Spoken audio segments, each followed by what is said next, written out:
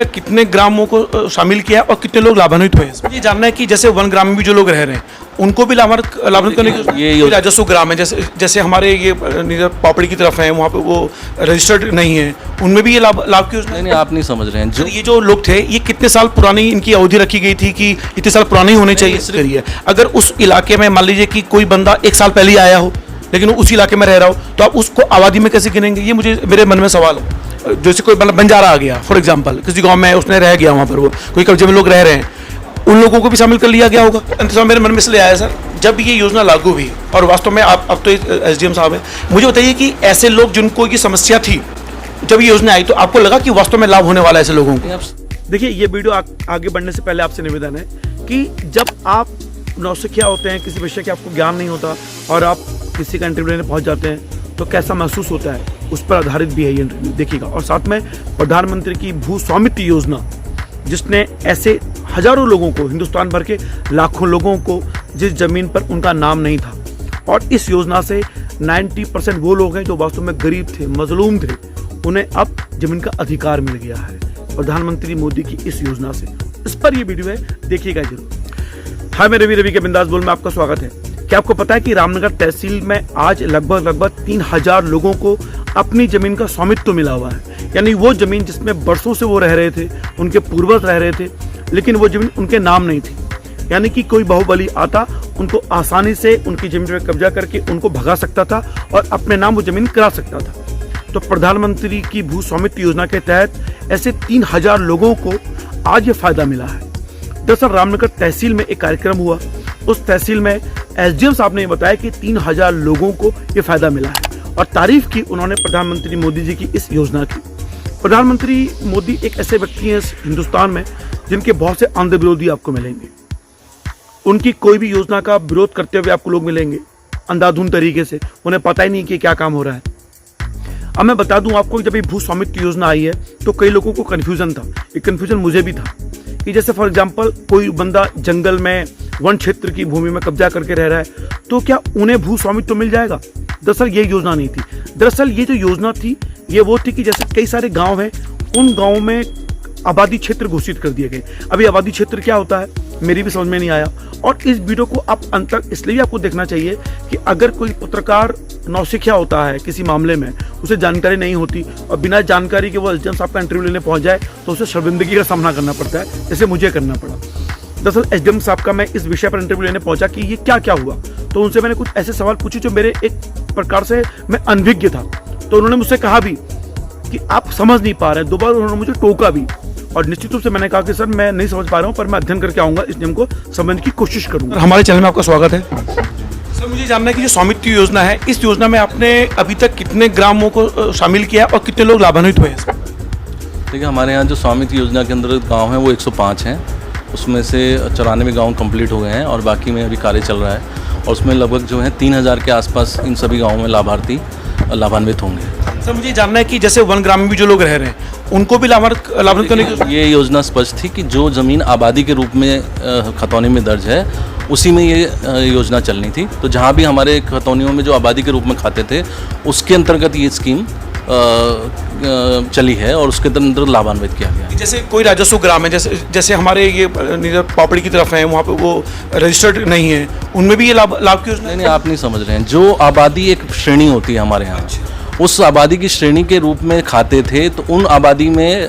नाम नहीं होता था किसी का, वो सिर्फ आबादी लिखा होता था। उस आबादी में 10 लोग बैठे हैं, 20 लोग बैठे हैं, ये नहीं पता था पहले।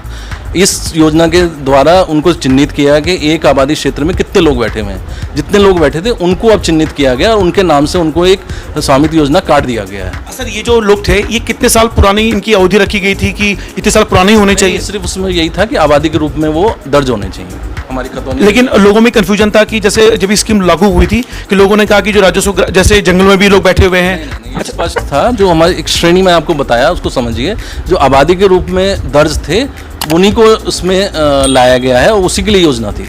अच्छा, जैसे फॉर एग्जाम्पल एक उदाहरण के लेता हूँ, उदयपुरी चोपड़ा है, एक गांव की हम बात करते हैं, तो उस गांव में जो भी प्रॉपर गांव में लोग रहते थे उस आबादी के रहने वाले लोगों को ही इस लाभ से आबादी में, हाँ, उस आबादी में जितना क्षेत्र था, आबादी का क्षेत्र भी चिन्हित था खतौनी में, तो उतने उस क्षेत्र को फिर चिन्हित किया गया, उसमें कितने आवास या जो भी लोग वहाँ पे रह रहे हैं उसको।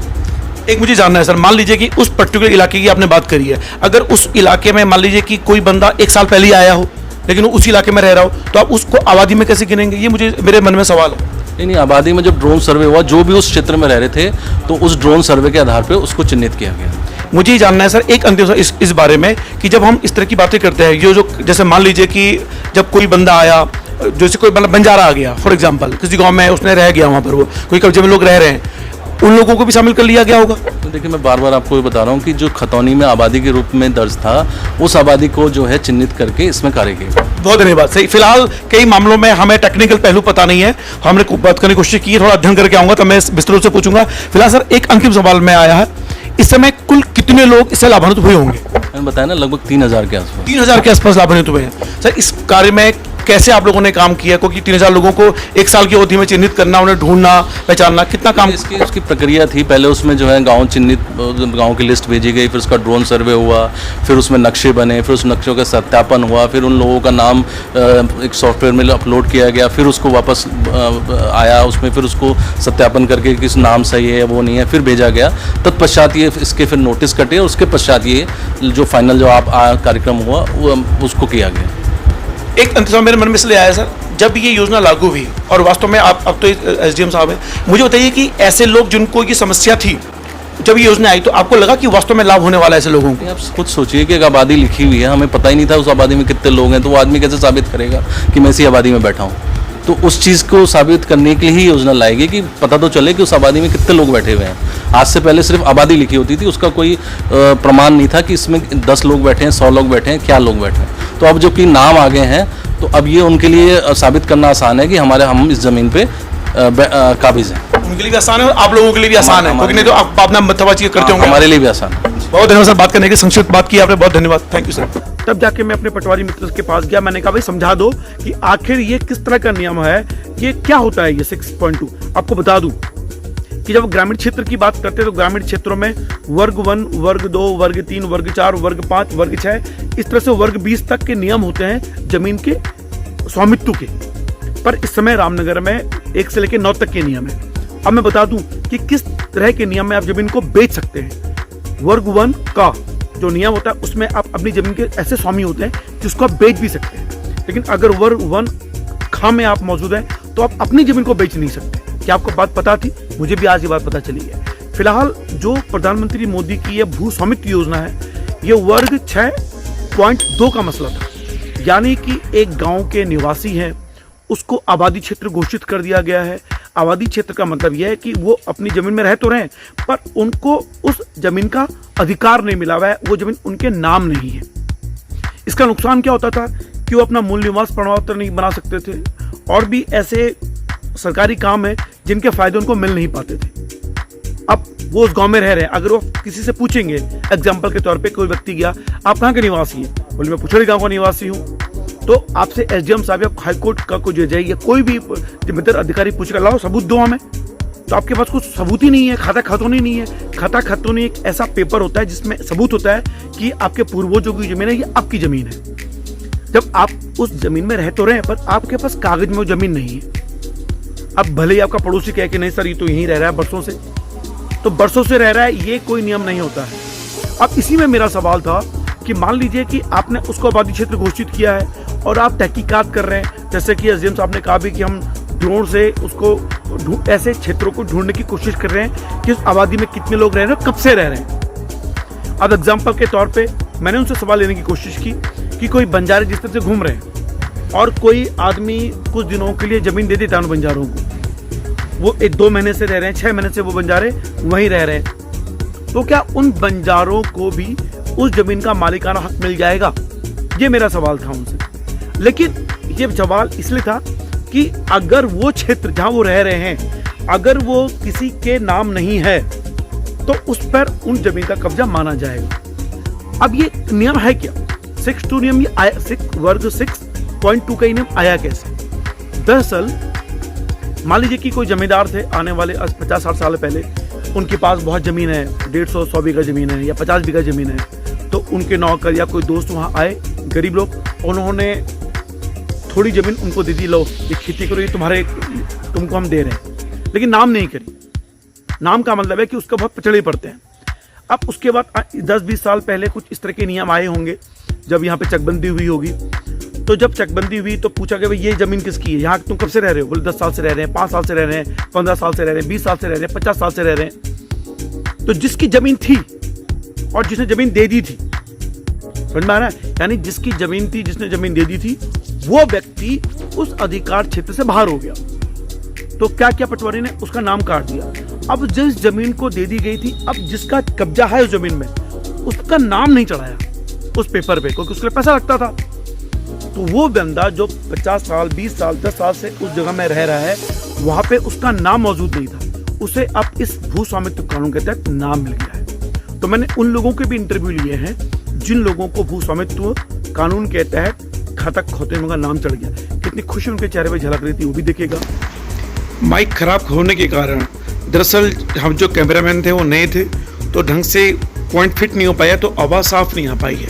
फिलहाल मैंने इन किसानों से बात करने की कोशिश की है जिन्हें 25-30 सालों के बाद अपनी उस ज़मीन पर अपना नाम मिला है, जो प्रधानमंत्री मोदी की इस भू स्वामित्व योजना के कारण संभव हो पाया है। बड़े खुश दिखाई दिए और तारीफ करते दिखाई दिए प्रधानमंत्री मोदी की और प्रशासन की। इन प्रशासन ने 1 साल की अवधि में जिस तरह से ये काम किया है उससे वो खुश थे। और ये खाता खतौनी देखते समय वास्तव में उनकी आंखें भावविभोर थी कि अपनी ही ज़मीन के वो मालिक बन गए हैं कागज़ों में, भले ही वो पहले थे। फिलहाल दुख इस बात का है कि मैं अपनी इस वीडियो में उनकी आवाज़ को ढंग से सुना नहीं पा रहा हूँ आपको, क्योंकि आवाज़ ढंग से आ नहीं पाई है, माइक फिट नहीं हो पाया है। लेकिन फिलहाल सुनिए उनकी इस आवाज़ को मध्यम मध्यम। आगे आप जिला पंचायत सदस्य नरेंद्र चौहान जी को सुन पाएंगे और उदयपुरी चोपड़ा के ग्राम प्रधान को भी सुन पाएंगे। देखते रहिए इस वीडियो को अंत तक। जो फायदा तो मिला है, आपको लगता है कभी ये फायदा मिल पाएगा? तो क्या आपको जरूरत नहीं मिली है?